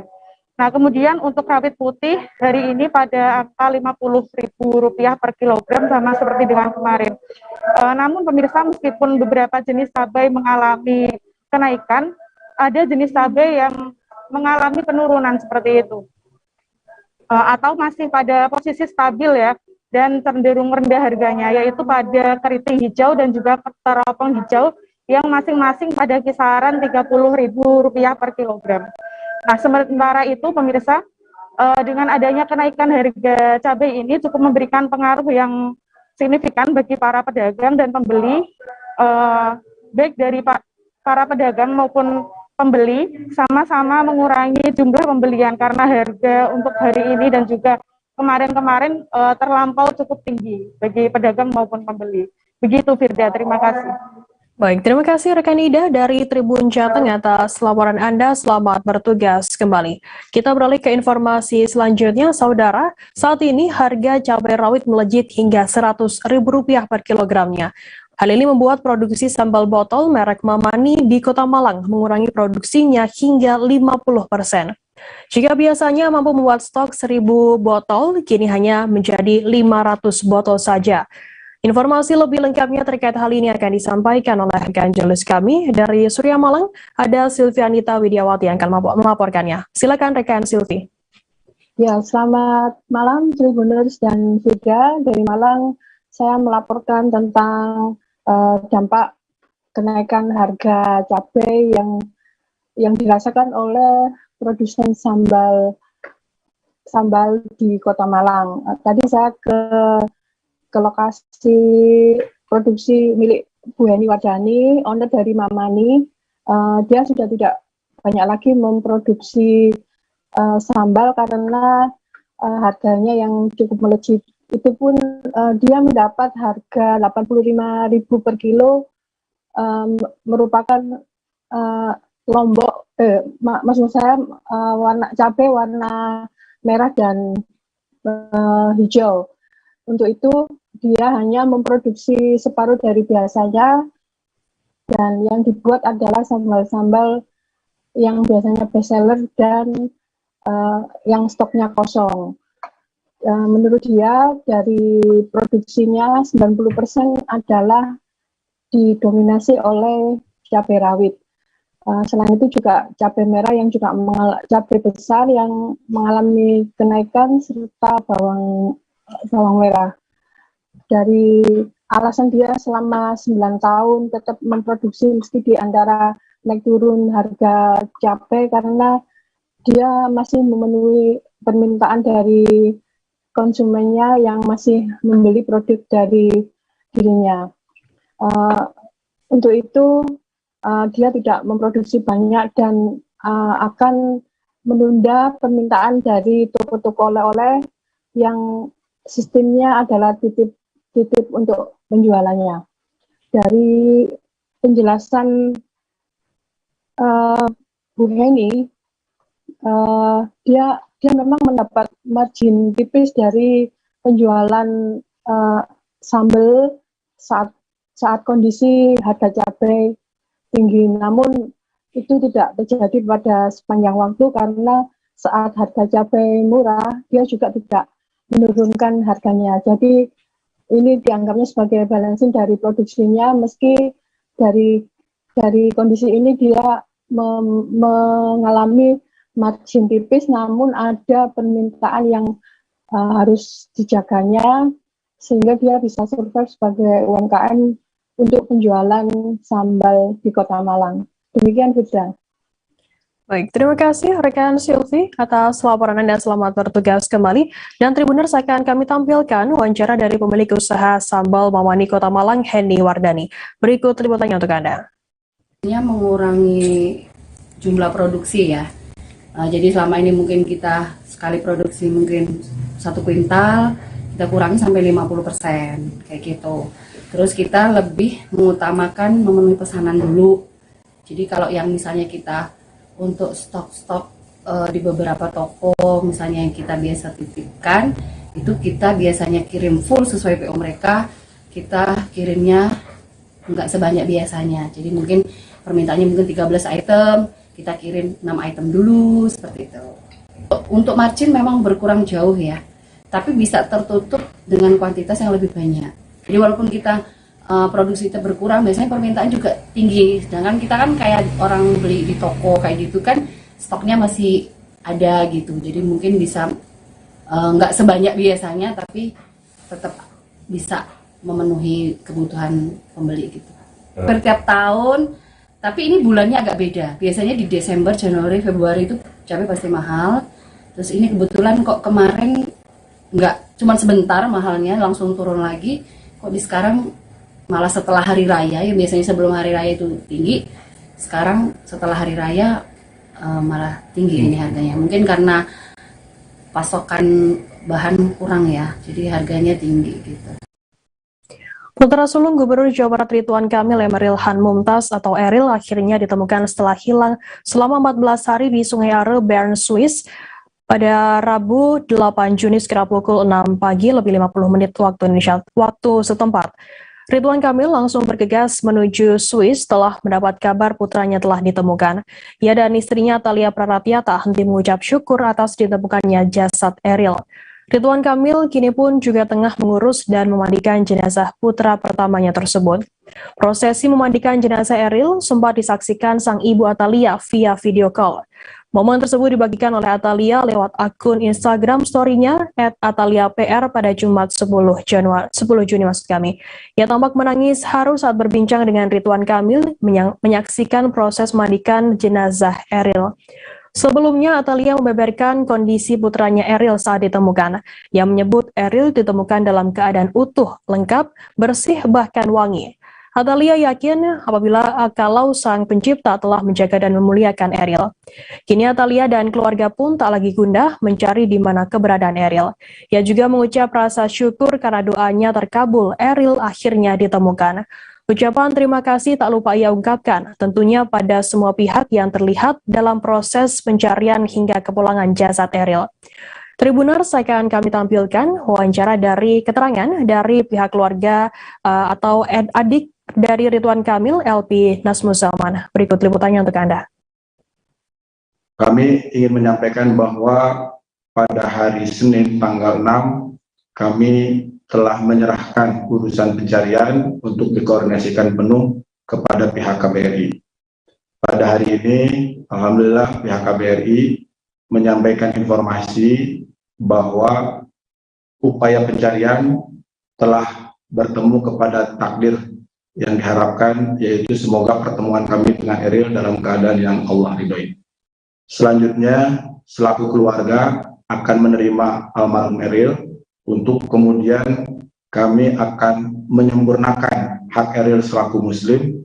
Hakul muslimi alal muslimi situn, diantaranya faidha mata fatmahu, apabila dia wafat maka hendaklah dia diantarkan, disucikan, dikafani, disolatkan, dan diantarkan untuk dimakamkan sesuai syariat Islam sejauh yang memungkinkan dengan tetap menjaga kehormatan kondisinya.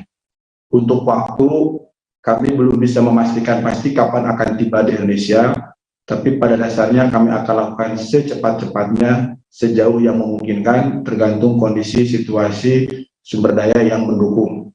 Harapan kami bisa tiba di Indonesia setidak-tidaknya Sabtu atau hari Ahad. Jenazah putra sulung Ridwan Kamil Emeril Han Mumtaz atau Eril ditemukan setelah hilang 14 hari di Sungai Are, Bern, Swiss.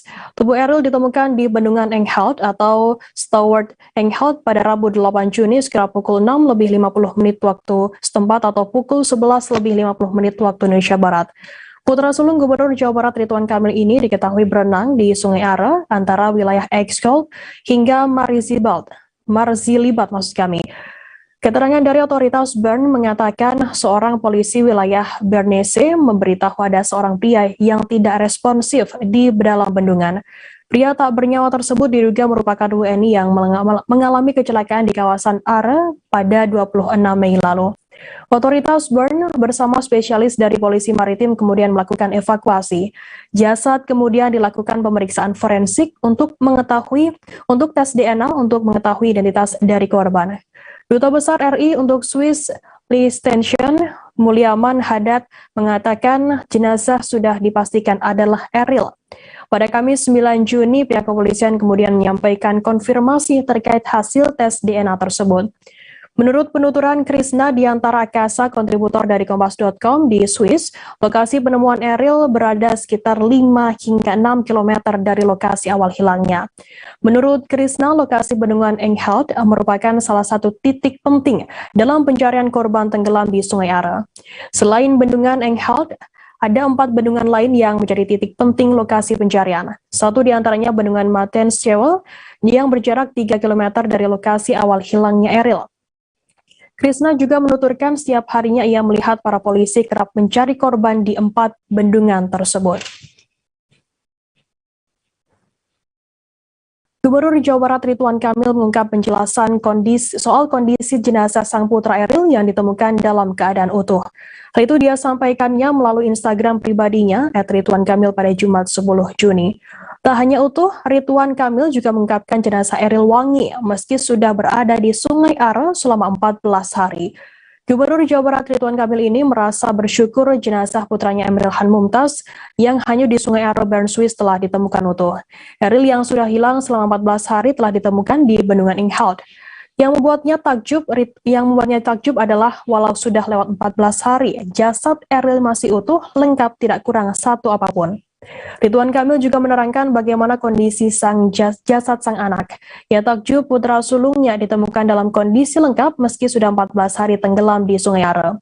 Melalui unggahan yang sama, Ridwan Kamil bersaksi jika jasad anaknya wangi seperti daun eukaliptus. Jenazah kemudian dievakuasi dan dipastikan jenazah tersebut adalah Eril. Setelah ditemukan, Ridwan Kamil langsung terbang ke Swiss untuk menjemput sang putra.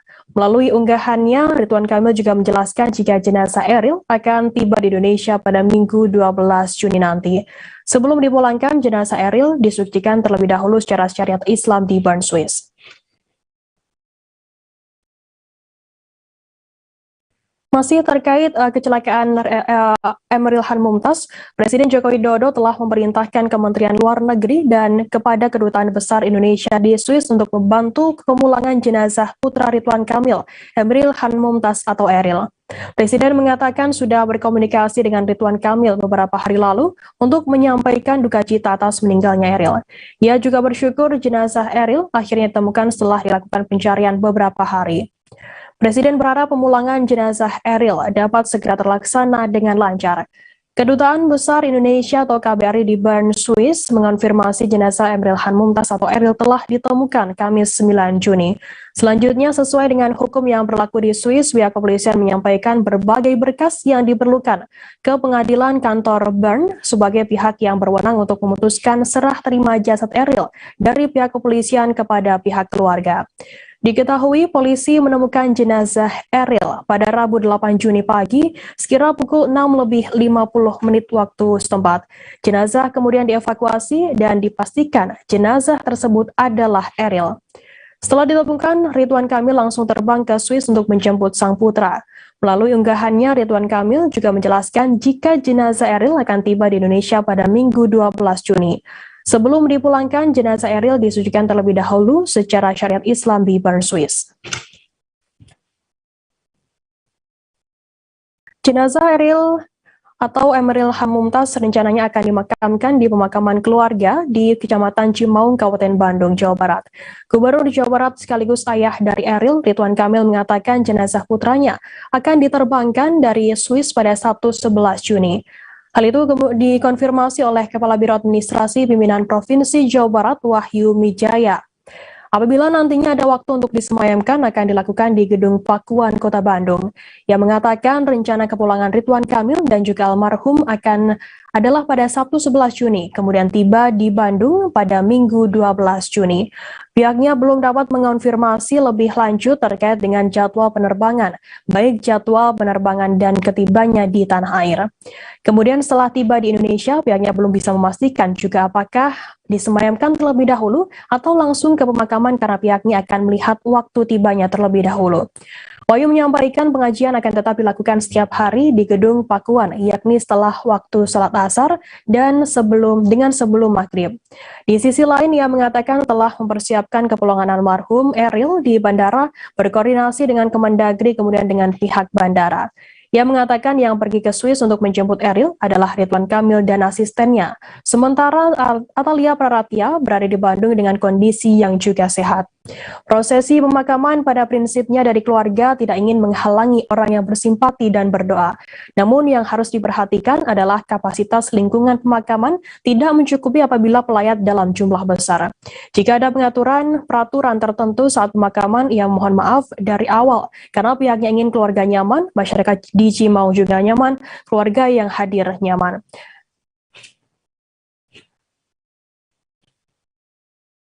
Tribuners, informasi tadi sekaligus menutup perjumpaan kita dalam live update hari ini. Jangan lupa saksikan terus live update di seluruh kanal YouTube dan Facebook Tribun Network. Saya Firananda, mewakili kru bertugas pamit undur diri. Terima kasih dan sampai jumpa.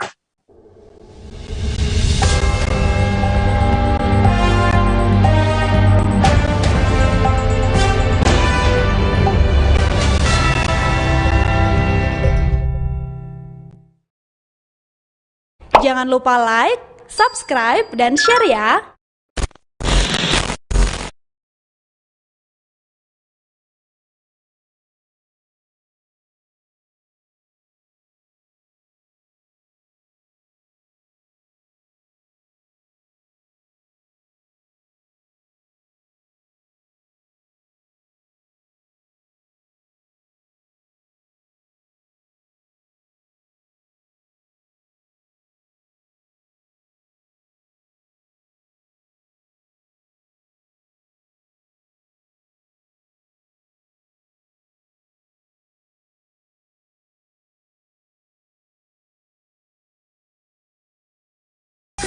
Cepetan belanja di Gemar, nggak pakai lama.